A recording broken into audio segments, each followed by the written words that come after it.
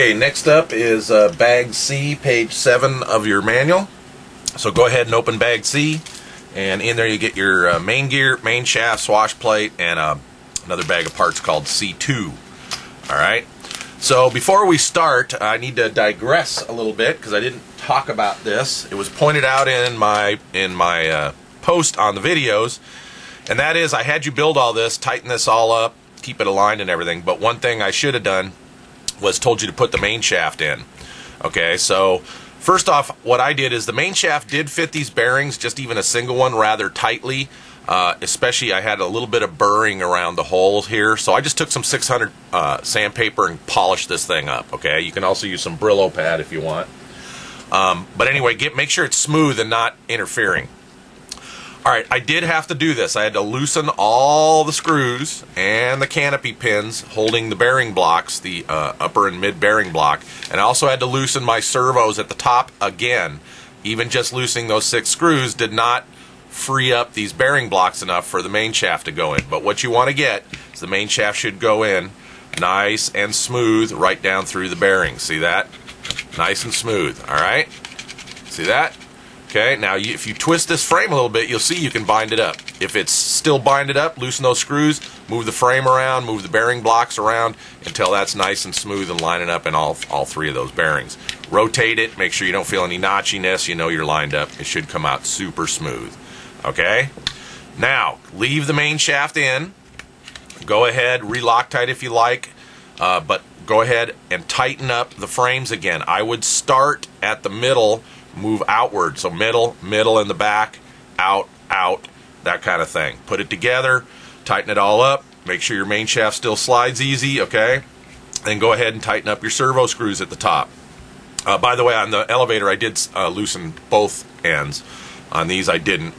You can get at the screws through the bottom, through the hole here, if you've got a long enough tool to loosen those, but I didn't need to. Anyway, that realigned my bearing. It wasn't bad when everything was tight. It was a little draggy, but I loosened it up anyway to get as smooth as possible. So go ahead and tighten that up, and we'll come back and continue.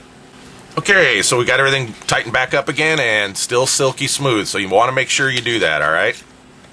So the next step is to basically go ahead and put the main gear in. Now you'll need to get your belt out and get your belt fed in the frames because we need to have this around the main gear when we put it in. So just get it fed in there for now, leave a bunch of slack. But we need to get that in or we'll be kicking ourselves because we'll have to take it back out. Okay, so look at the main shaft. You'll see one end has a hole really close and the other one's a little farther from the end. This one goes down into the main gear. So basically, go ahead and put that through your bearings, and then your main gear goes with the bolt hole down. Get the belt around it.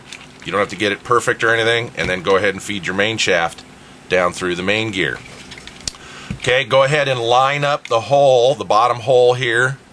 One side has a nut holder, by the way, so make sure you get that in right. Line up the holes in the main shaft and the main gear. Okay, and put your long bolt. This is you're going to need out of the. I went ahead and dumped my bag, and out of the tray, I got the 2 basic screws that were in there, which are M3. So an M3 by 8 with a washer that goes on the bottom of the main shaft. We'll do that. And you need the Jesus bolt, we call it, which is the M3 by 20, and the lock nut, of course. So go ahead and get those out. Get the M3 by 20 and the lock nut through here, and we'll come back and do the bottom one. Okay, so we've got the Jesus bolt through the main gear. Don't over-tighten it, thus possibly deforming the main gear. Remember, it's snug. It's not trying to hold the main gear from moving. It's just lining up with that hole. Okay, next thing we need to do is go ahead and get this screw out with the washer. Put some Loctite on. Now, there's no hole in the bottom of the frame here, so what you'll have to do is, screw this in by hand, push the main shaft down, screw it in by hand, get it started. Bear with me there. Okay, get it started, screwed in by hand.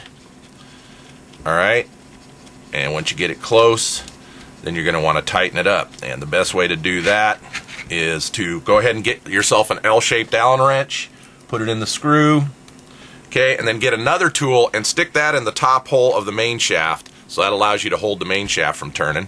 And then go ahead, and I just turned the main shaft, and then I'm just going to tighten that up. We want it tight, and we want to make sure we had Loctite on it. Okay, also in this process, we have some up and down play right now, but when we put the collar on, we want to make sure that our belt doesn't get trapped in the bottom here. There's enough gap you can feed it around if you're careful, but what I'm going to do at this point is make sure my belt is around that main gear and not trapped either top or bottom. Looks like you have enough clearance to when that pulled up to get it through any of the sides here. Yep, you can. But I'm just going to keep it out of the way. And now what we're going to do is go ahead and get this collar out. And my collar tightening screw is already in there, but we're going to back that out, put some Loctite. Notice there's a flange on this side of the collar and the other side smooth. The flange goes down, all right? So we're going to get some Loctite on that screw. We're going to pull up on the main shaft so this washer and screw is up against the inner race of the bottom bearing. So pull up on the main shaft and then go ahead, push down on this collar like so. Okay, so I push down with this finger, pull up on the main shaft. You don't need to do it hard. And then go ahead and tighten that screw that tightens this collar. When you're done, you should have no in and out play. All right, so let's go ahead and get that on and we'll come back and review. Okay, there we have it. Collar's tight.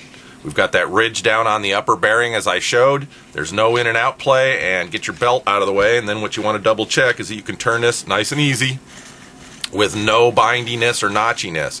If you have binding or notchiness, you may have pushed that collar down too hard and pulled up on the main shaft too hard and you're binding up the bearings. So again, no in and out play, but with the belt out of the way, it should be nice and smooth, okay? So that's what you want. All right, so that finishes that step. We'll continue on. Okay, next step is to go ahead and get the swash plate out. Now check it out, make sure the ball's nice and free, it spins free before you do anything. You may need to put some, I use some 100% silicone, food grade silicone oil for my lubing of this. And actually I didn't have to lube it, it's nice and smooth, but I will before I fly. Anyway, so get your balls out. You're going to get out one screw, that's all that's left in bag C other than links now, 2 bearings and a spacer. Now of note is you're going to put 4 balls on the inner swash, of course. You're going to put 3 balls on here, and this tang here will get this screw, 2 bearings, and a spacer. So you'll put, and I suggest you put these on before applying Loctite so you don't gum up the bearings, and then the spacer. And then what I'm going to do is go ahead and just put some Loctite in the hole of the swash plate. Okay, like so. Wipe it off. That makes sure that those threads are now Loctited. Okay, so when I go ahead and put this on, I'm not going to risk getting anything oozing into the bearings. The spacer that's there will help. Anyway, we're going to tighten this up, all right, and we're going to get all our balls on the swash plate, and we'll come back and review. Okay, all the balls are on the swash plate. We've got the bearing with the screw and the spacer on this 4th leg on the swash plate. Make sure you get it in the right leg. Also note, when you tighten these up, there's like a built-in washer or shoulder on the ball. Make sure that's seated against the metal of the swash plate. I noticed while tightening mine, felt like it was tightening up, and I was a little worried about going farther, but I noticed that this built-in washer was not up against there. So make sure you tighten them, but don't over-tighten them and strip it, all right? But just make sure they're seated all the way. All right, next thing is to build up the links. Now, I was a little confused by this, but in the kit they give you the 3 rods, and they give you these, what are called 50092L. All right, in there was also these short links, and the manual really doesn't show using the short links. They say for Futaba 3150 or 9650, shows both the long links, the L's, and the rods, makes even a note about it here. But there's 3 short links, so I'm going to assume that they're for other servos in case you need a shorter rod or something.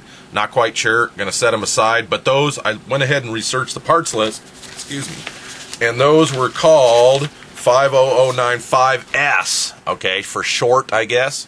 Anyway, it's not showing using them for my servos. I'm going to set them aside. So since I'm using 9650, we're going to get the gap between the bottom of the links here to 28 millimeter, okay? I'm using 9650. All right, if you're using another servo, your mileage is going to vary here. Also, even though it says Uniball, all right, I noticed that one side, the molding has a larger diameter than the other side, and also the manual shows, if you look closely, the MSH being out on the ball, meaning that the MSH, as you read on the link, is facing out when I put it on a ball, and that makes sense based on looking at the link. So I don't know what the uni means. All right, the next thing we want to do also is, when we make these up, is check our ball tight. As you can see, that's way too tight, all right? That's why in the kit they came a ball sizer for you to use. Don't know if these links are standard size, but I'm going to go ahead and use this and see my video on how to size links. But basically, wow, that goes on there tight. Basically, you put that in. Might want to use some oil so you don't overdo it.